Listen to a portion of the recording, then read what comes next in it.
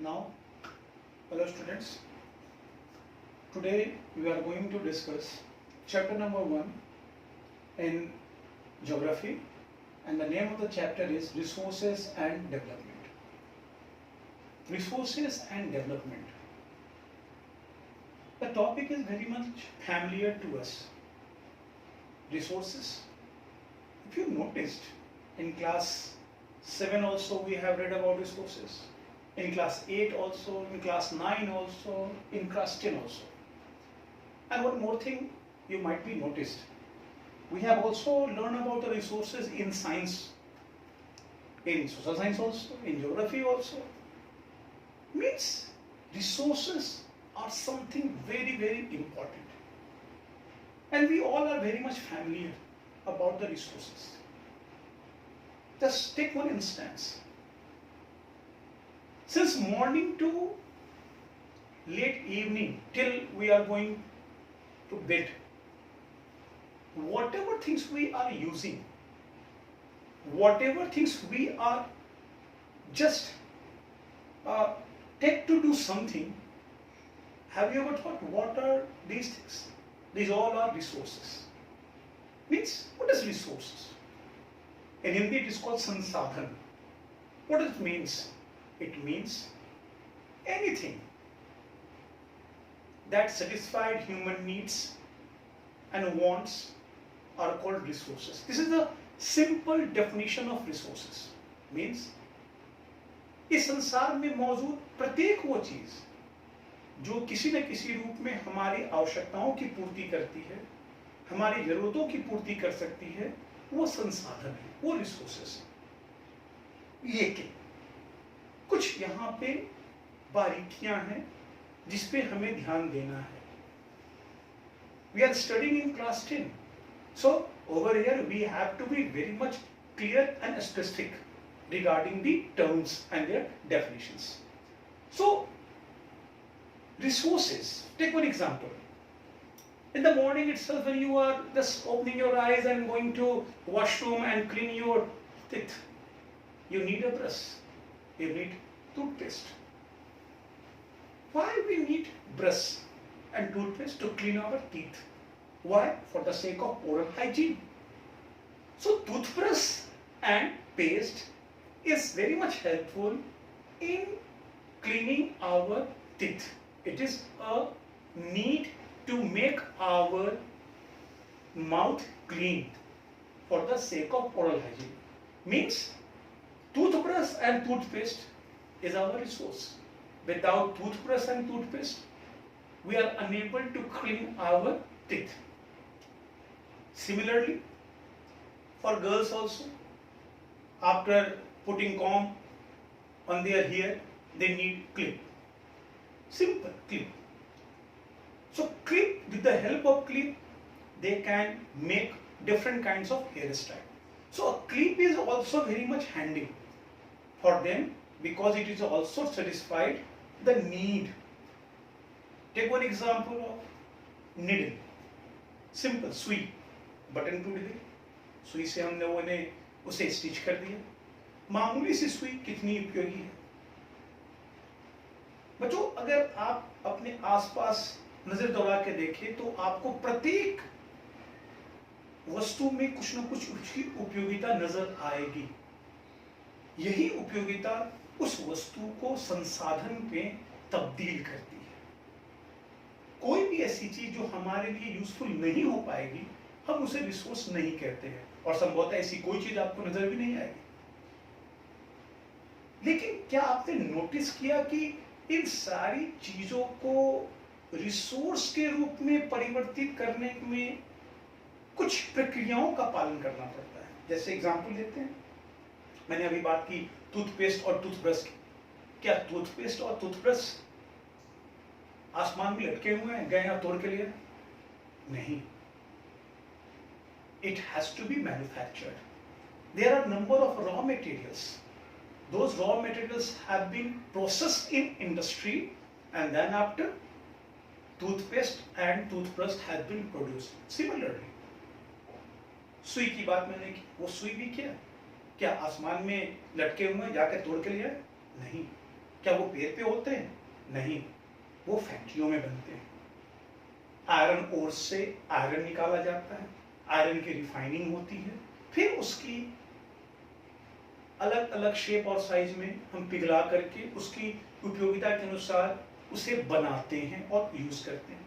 तो लोहे की सुई भी बनती है, लोहे के जहाज भी बनते हैं, कैंची भी बनती है, हथियार भी बनते हैं, बंदूकें भी बनती हैं। तो डिपेंड्स अपॉन आवर नीड्स। तो आप यहाँ गौर कीजिए, मैं कहने की कोशिश क्या कर रहा हूँ? मैं कहने की कोशिश ये कर रहा हूँ कि इन जो चीजों का इस्तेमाल हम कर रहे हैं एज अ रॉ मटेरियल, ये सभी नेचुरल थिंग्स है, और नेचुरल थिंग्स को हम प्रोसेस करते हैं। प्रोसेस करने का मतलब कि हम उसमें अपनी ज्ञान का इस्तेमाल करते हैं, उसके रूप को, उसके स्वरूप को बदलते हैं, जिससे उसकी उपयोगिता बढ़ जाती है। Means by applying our skill and technology we transform natural things into resources. Means after using our technology and skill, we are adding values to those natural things so that it could become useful to us. तो ये ध्यान रखिएगा, मतलब natural goods के साथ interaction किसका है? Human beings का। ह्यूमन बींग्स का किस रूप में? ह्यूमन बींग्स का अपनी स्किल और टेक्नोलॉजी के साथ उसके साथ इंटरेक्शन होती है, और वो क्या तब बनाती है? उसे रिसोर्स में कन्वर्ट कर देती है, transforming. Natural goods will be transformed by human beings by applying its skill and technology. अब इसमें ध्यान देने की बात है, अब जो गुड्स हम बना रहे हैं वो सर्वसुलभ होना चाहिए। सर्वसुलभ का मतलब वो तभी संभव है जब वो हमारी रीच में हो, मीन्स इकोनॉमिकली वो फिजिएबल हो, मतलब सस्ता हो, वो हमारी पहुंच के अंदर हो। पहुंच का मतलब लंबाई में नहीं, मतलब कि हमारी आर्थिक शक्ति इतनी हो कि हम उसका उपयोग कर सके। ऐसी नहीं कोई वस्तु बन जाए जिसका इस्तेमाल इंसान कर ही नहीं सके, क्योंकि वो उसके बियॉन्ड द रीच हो, इकोनॉमिकली वो काफी महंगा हो, हम नहीं कर सकते। तो इकोनॉमिकली फिजिबिलिटी होनी चाहिए। और एक बहुत महत्वपूर्ण तथ्य, चूंकि ये रिसोर्सेज हमारे समाज में इस्तेमाल होते हैं, हम सभी समाज में रहते हैं, तो जिन चीजों का हम इस्तेमाल कर रहे हैं वो सोशली एक्सेप्टेड होना चाहिए, कल्चरली भी एक्सेप्टेड होना चाहिए। कल्चरली का मतलब है कि हम उसका इस्तेमाल करें, ऐसा नहीं कि वो बने और लेकिन हमारे समाज में, हमारी सोसाइटी उसको इस्तेमाल करने से परहेज करे तो हम नहीं बना सकते, हम उसका इस्तेमाल नहीं कर सकते। जैसे आप गौर करते होंगे, कई सारी ऐसी वस्तुएं हैं जिसका इस्तेमाल हमारे परिवारों में निषिद्ध होता है, उसका इस्तेमाल हम नहीं कर सकते, तो वो हमारे लिए रिसोर्स नहीं है। अर्थात रिसोर्सेस के लिए कुछ बातों को हमें ध्यान रखना है। सबसे पहले कि नेचुरल गुड्स होना चाहिए, यानी नेचुरल थिंग्स है, उसमें ह्यूमन बींग्स की अपनी स्किल होनी चाहिए, टेक्नोलॉजी का एप्लीकेशन होना चाहिए, और जो सामान प्रोड्यूस होगा वो मस्ट बी इकोनॉमिकली फिजिबल होनी चाहिए और एक्सेप्टेड कल्चरली होना चाहिए। तभी वो गुड्स रिसोर्स के रूप में हम कह सकते हैं। मतलब यूटिलिटी हो, लेकिन यूटिलिटी को एड ऑन करने के क्रम में ध्यान रखना है कि वो इकोनॉमिकली फिजिबल हो, और साथ साथ क्या होनी चाहिए? वो कल्चरली भी एक्सेप्टेड होनी चाहिए। इन सारी बातों के सेंटर में कौन है? समझने की कोशिश कीजिए, मैं कहने की कोशिश क्या कर रहा हूं। मैंने कहा कि आयरन ओर्स माइनिंग से निकाली जाती है, निकालता कौन है? वो आयरन ओर को माइन से निकालने की टेक्नोलॉजी लानी होगी, वो टेक्नोलॉजी लाता कौन है? उस आयरन ओर को आयरन फैक्ट्रीज में,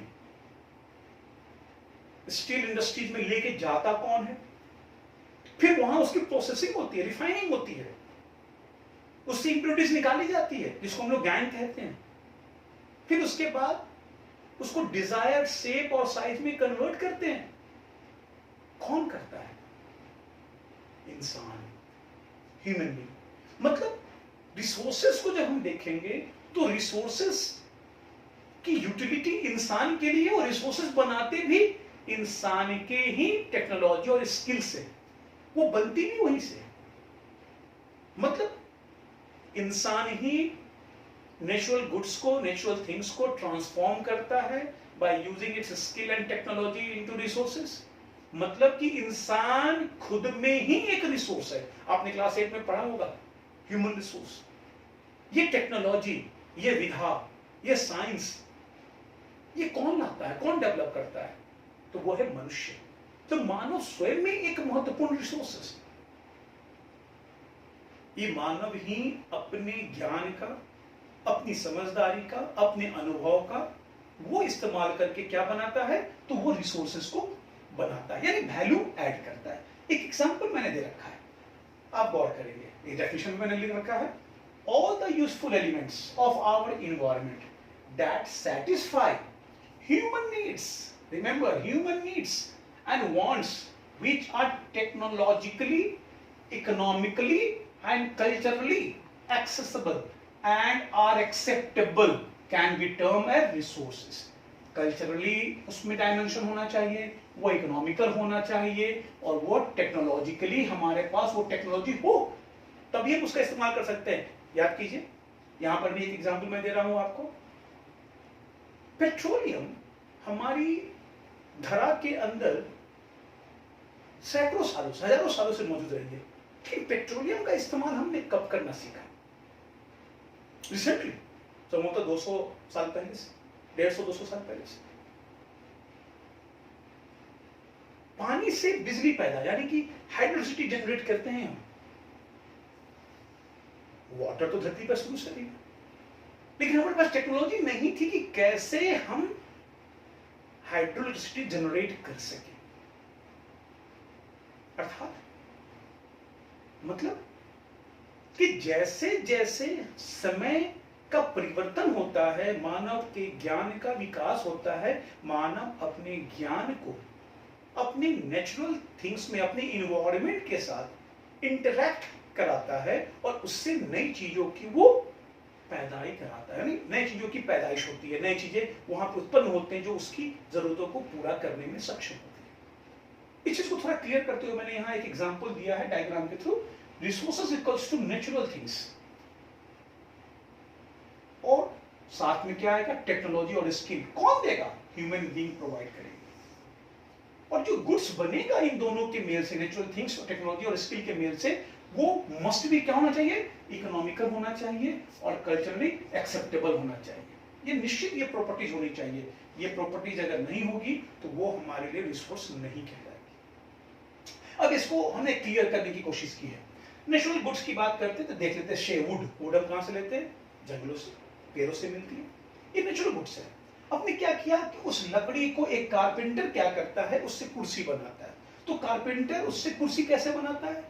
वो उस लकड़ी की छिलाई करता है, कटाई करता है, घिसाई करता है, और डिजायर शेप और साइज में कारपेंटर आपसे पूछता है आपको कैसी कुर्सी चाहिए? बाजू वाली चाहिए, बिना बाजू वाली चाहिए, डिजाइनर चाहिए, ऊंची कुर्सी चाहिए, छोटी कुर्सी चाहिए, स्टूल चाहिए, क्या चाहिए? मतलब आपके जरूरत के हिसाब से वो बंदा, ये कारपेंटर स्किल्ड है।